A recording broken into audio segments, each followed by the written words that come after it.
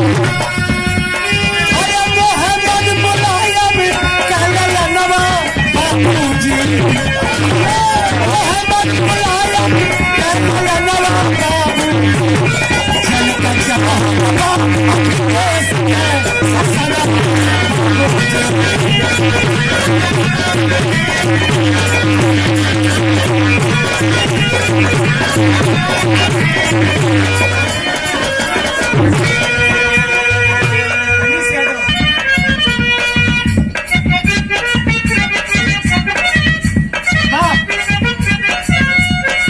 अरे यूपी का जनता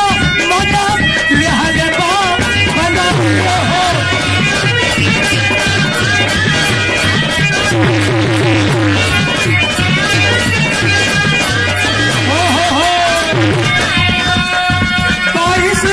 बाईस दिन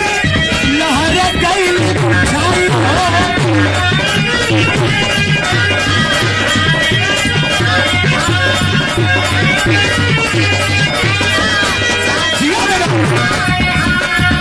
मोहम्मद मुलायम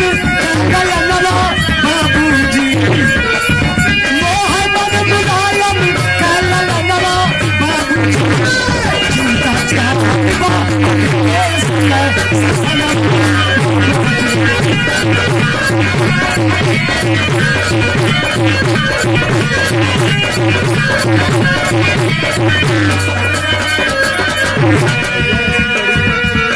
ये 500 रुपए का पुरस्कार हमारे अरे गाँव गाँव बाहर बाहर गुजत बा आवाज हो,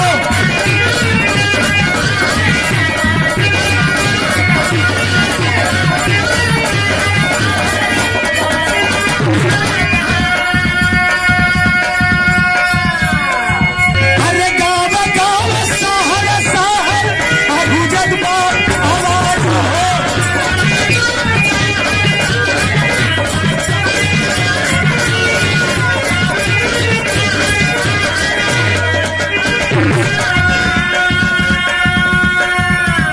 गाँव गाँव शहर शहर चट्टी चौराहा पर एक ही आवाज है, इस बार सरकार बनने जा रही है और आप किसी गलत फहमी में न रहे साथियों, इसलिए कि ये जो केंद्र और प्रदेश में भ्रष्ट और निकम्मी सरकार बैठी हुई है और इस भ्रष्ट और निकम्मी सरकार को इस बार उखाड़ फेंकना है, क्योंकि इस बार अखिलेश यादव जी अकेले नहीं है, ओम प्रकाश राजभर सुभाषपा का भी साथ हो गया है। मऊ में बहुत भारी रैली हुई है और इसमें लाखों लोग उस रैली में आए, भाजपा की सरकार उस रैली से हिल गई है कि अब कोई रोक नहीं सकता है, सरकार बनने जा रही है। कैसे भैया?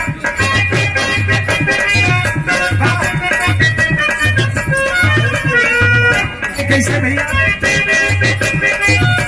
अरे साइकिल पर सब करबाब दिया नवा बाबूजी, साइकिल पर सब करबाब दिया नवा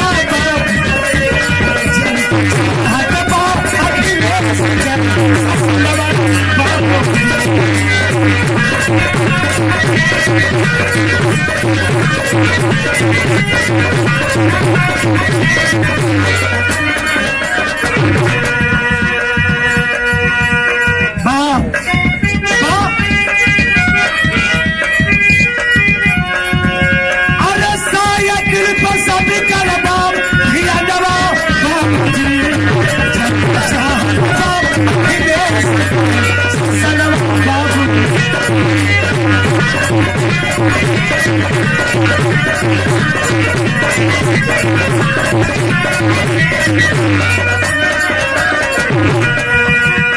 अरे यूपी का विकास करी है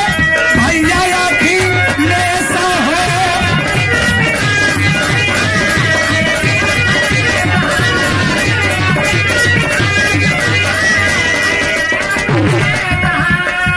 मैं राष्ट्रीय सचिव हुई समय, इसलिए मैं आप सबसे निवेदन करके कह रहा हूं कि जो लोग 18 साल में प्रवेश कर गए हैं वो अपना वोट बनवा लें। जो लोग वोट अपना नहीं बनवा पाए हैं वो भी अपना वोट बनवा लें, क्योंकि आजादी के बाद ये बड़ा महत्वपूर्ण चुनाव होने जा रहा है और सरकार चुनना है आपको। इसलिए आखिरी लाइन में कहना है कैसे,